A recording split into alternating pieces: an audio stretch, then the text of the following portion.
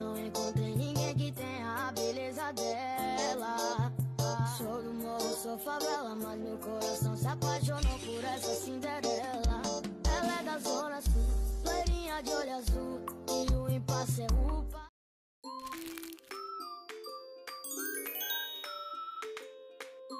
Perkembangan zaman dan teknologi membawa perubahan besar dalam dunia pendidikan, terutama pada kurikulum sekolah dasar. Kurikulum masa kini tidak hanya berfokus pada materi pembelajaran, tetapi juga menyelesaikan kebutuhan peserta didik di era digital abad 21. Pembelajaran saat ini mulai memanfaatkan teknologi digital, media sederhana, dan metode yang lebih kreatif agar siswa lebih aktif dan mudah memahami materi. Selain itu, pendidikan juga tetap mempertahankan nilai budaya melalui integrasi kearifan lokal dalam pembelajaran. Di sisi lain, guru masa depan menghadapi berbagai tantangan seperti kemampuan menggunakan teknologi, menciptakan pembelajaran inovatif, dan membentuk karakter siswa. Oleh karena itu, penting untuk memahami bagaimana kurikulum masa kini dan masa depan dapat diterapkan dalam pembelajaran SD, agar pendidikan menjadi lebih efektif, modern, dan tetap sesuai dengan budaya Indonesia. A. Digitalisasi pembelajaran. Digitalisasi pembelajaran adalah penggunaan teknologi digital dalam proses belajar mengajar untuk memperluas akses, mempermudah menyampaikan materi, dan menciptakan pengalaman belajar yang lebih interaktif. Proses ini mengubah pendekatan konvensional menjadi lingkungan belajar yang fleksibel dan efisien. Manfaat utama digitalisasi dalam pembelajaran di tingkat sekolah dasar. Yang pertama, meningkatkan motivasi belajar dengan cara guru menyampaikan materi lebih menarik, misalnya menayangkan video atau game edukasi supaya siswa lebih antusias selama proses belajar di kelas. Manfaat yang kedua, menguatkan kemampuan literasi dan numerasi. Media edukasi interaktifnya digital dirancang khusus untuk menguatkan kemampuan dasar membaca, menulis, dan berhitung dengan cara yang menyenangkan. Media edukasi interaktif ini bisa diakses oleh guru dan siswa kapan saja dan di mana saja. Selanjutnya, manfaat utama digitalisasi yang ketiga yaitu dukungan pembelajaran yang personal, yaitu guru memberikan kebebasan belajar dengan kecepatan mereka sendiri melalui modul dan latihan soal yang disesuaikan dengan kemampuan masing-masing siswa. Manfaat yang terakhir yaitu efisien pengajaran dengan cara manajemen kelas, yaitu membantu tenaga pendidik mengelola administrasi dan merancang bahan ajar yang inovatif dan relevan dengan zaman. Contoh positifnya, membimbing anak sejak dini tentang praktik penggunaan internet dan teknologi secara sehat dan edukatif. Penggunaan media digital di sekolah dasar mencangkup pemanfaatan teknologi untuk membuat pelajaran lebih interaktif, menarik, dan efisien. Contoh nyatanya meliputi 1. Aplikasi game edukasi. Menggunakan aplikasi kuis seperti Kahoot atau Quizizz untuk evaluasi belajar yang menyenangkan. 2. Video edukasi interaktif. Contohnya dalam pelajaran IPA, materi siklus air melalui platform seperti YouTube untuk memperjelas materi abstraknya. 3. Buku digital atau e-book. Mengakses buku cerita yang bergambar melalui aplikasi perpustakaan digital nasional untuk mendukung literasi. 4. Papan tulis interaktif digunakan untuk demonstrasi menulis, menggambar, atau memecahkan soal bersama di depan kelas. 5. Peta digital dan virtual reality membawa siswa melakukan tur virtual, menjelajahi museum atau luar angkasa tanpa harus keluar kelas. Teknologi digital merevolusi cara hidup manusia dengan memberikan kemudahan akses informasi dan efisien komunikasi. Namun, selain menawarkan banyak manfaat praktis, Informasi digital juga membawa sejumlah resiko serius yang memengaruhi kehidupan sosial, kesehatan, dan keamanan data. Berikut adalah penjabaran dampak positif dan negatif dari penggunaan teknologi digital. Dampak positifnya: 1. Komunikasi lebih cepat dan tanpa batas, memungkinkan interaksi jarak jauh secara real time melalui panggilan video maupun aplikasi pesan, menembus batasan geografis dunia. 2. Akses informasi dan edukasi.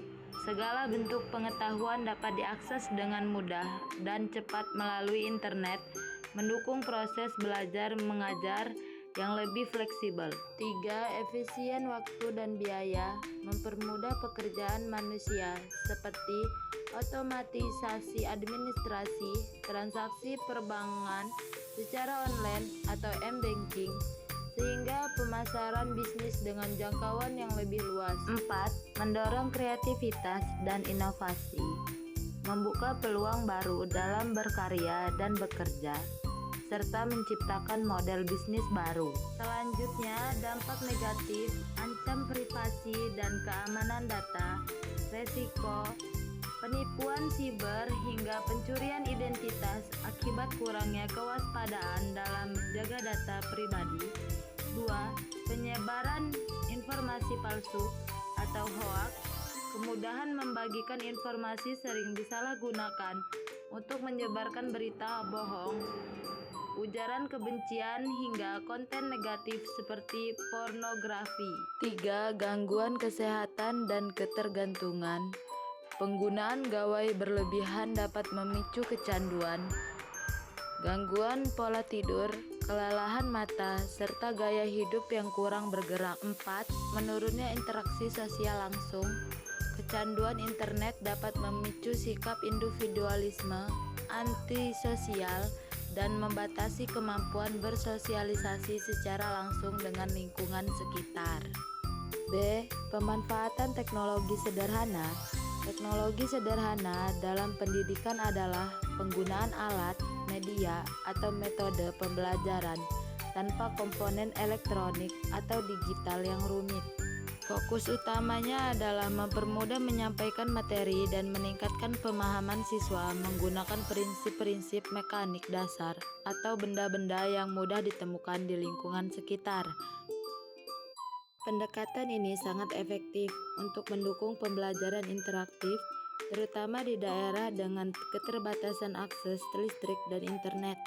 Teknologi sederhana di sekolah dasar adalah alat, sistem, atau karya rekayasa yang mudah dibuat dan dioperasikan menggunakan bahan-bahan di sekitar.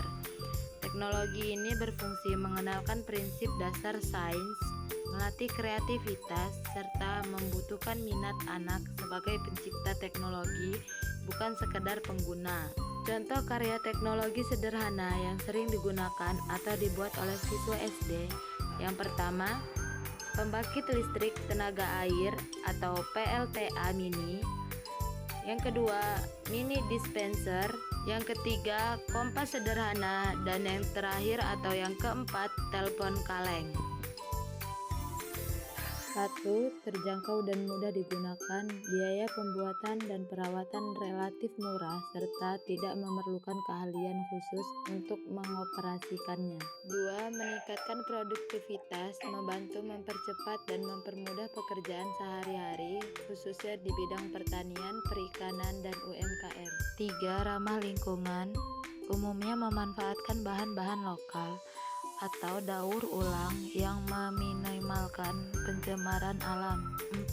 Memberdayakan masyarakat, mendorong kemandirian masyarakat karena alat dapat dibuat dan diperbaiki sendiri melalui kebutuhan dan kearifan lokal. 5. Hemat energi, mengurangi ketergantungan pada sumber daya listrik atau bahan bakar impor karena dirancang agar efisien dalam penggunaan energi. Selanjutnya yaitu kendala utama dalam penggunaan teknologi sederhana.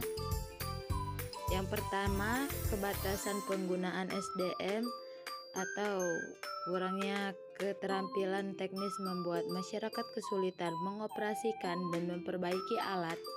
serta keterbatasan infrastruktur, yaitu ketidakadaan akses listrik atau jaringan di wilayah tertentu.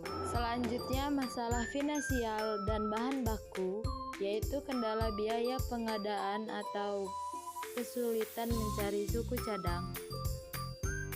Dan yang terakhir, penolakan budaya, adanya kebiasaan lama yang membuat masyarakat enggan beralih ke teknologi baru. Dari kendala tersebut terdapat solusi penerapan: 1. Pendidikan dan pelatihan penerapan. 2. Pemanfaatan material lokal. 3. Ergonomis dan sederhana. 4. Pendekatan komunitas. Selanjutnya C. Integrasi kearifan lokal. Integrasi kearifan lokal adalah proses penyatuan atau pemaduan nilai-nilai luhur, budaya, tradisi, dan pengetahuan tradisional suatu masyarakat ke dalam suatu sistem yang lebih luas, seperti kurikulum pendidikan, kebijakan publik, atau sistem sosial, untuk membentuk karakter, memperkuat identitas, dan menjaga relevansi budaya di tengah modernisasi. Kearifan lokal dalam pembelajaran sangat penting untuk memperkuat jati diri dan karakter bangsa. Melalui pendekatan ini, sistem memahami budaya mereka sendiri sehingga materi pembelajaran menjadi lebih kontekstual, relevan, dan mudah dipahami, sekaligus membentengi generasi muda dari dampak negatif globalisasi. Penerapan kearifan lokal di sekolah dasar bertujuan menanamkan karakter positif, melestarikan budaya, dan menjaga lingkungan. Contoh nyatanya meliputi penggunaan bahasa daerah saat hari tertentu, memainkan permainan tradisional seperti gobak sodor, gotong royong membersihkan sekolah, serta kunjungan belajar ke pengrajin atau tempat bersejarah setempat. Penerapan ini dapat diintegrasikan secara efektif melalui berbagai kegiatan di sekolah. 1. Pembiasaan dan karakter budaya 5S. 2. Kegiatan ekstrakurikuler dan seni kesenian daerah. 3. Pembelajaran di kelas muatan lokal. 4. Lingkungan dan ketahanan alam. Berikut adalah berbagai dampak nyata integrasi budaya lokal bagi siswa. Yang pertama, pembentukan karakter dan sikap sosial integritas moral. Yang kedua, peningkatan partisipasi dan minat belajar, proses belajar bermakna. Dan yang ketiga, penguatan identitas dan kebanggaan apresiasi warisan budaya. D. Pembelajaran abad 21.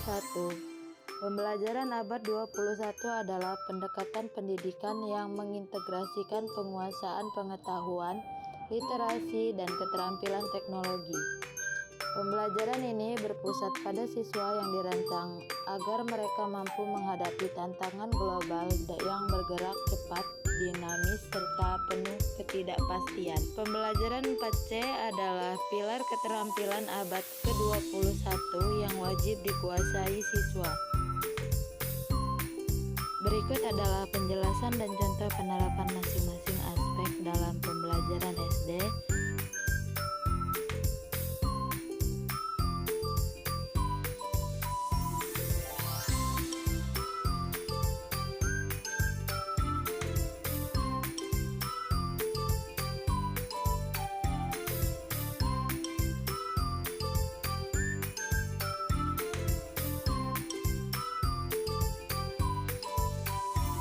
Selanjutnya yaitu tantangan guru masa depan. Menghadapi masa depan, guru dituntut melakukan transformasi holistik. Pendidikan tidak mentransfer ilmu, tetapi wajib menguasai teknologi, beradaptasi cepat terhadap perubahan kurikulum, serta menjadi fasilitator kreatif yang mampu mengawal pembentukan karakter moral siswa di tengah pesatnya disrupsi digital. Transformasi peran ini mencakup 4 tantangan utama guru masa depan. Yang pertama, kemampuan teknologi guru. Yang kedua, adaptasi terhadap perubahan kurikulum. Yang ketiga, meningkatkan kreativitas pembelajaran. Dan yang keempat, membentuk karakter siswa di era digital. Kesimpulannya, kurikulum masa kini dan masa depan menuntut pembelajaran yang lebih modern, kreatif, dan sesuai perkembangan zaman. Digitalisasi pembelajaran, pemanfaatan teknologi sederhana, integrasi kearifan lokal, dan pembelajaran abad 21 menjadi bagian penting dalam pendidikan SD. Guru juga harus mampu menghadapi tantangan masa depan dengan meningkatkan kemampuan teknologi dan inovasi pembelajaran.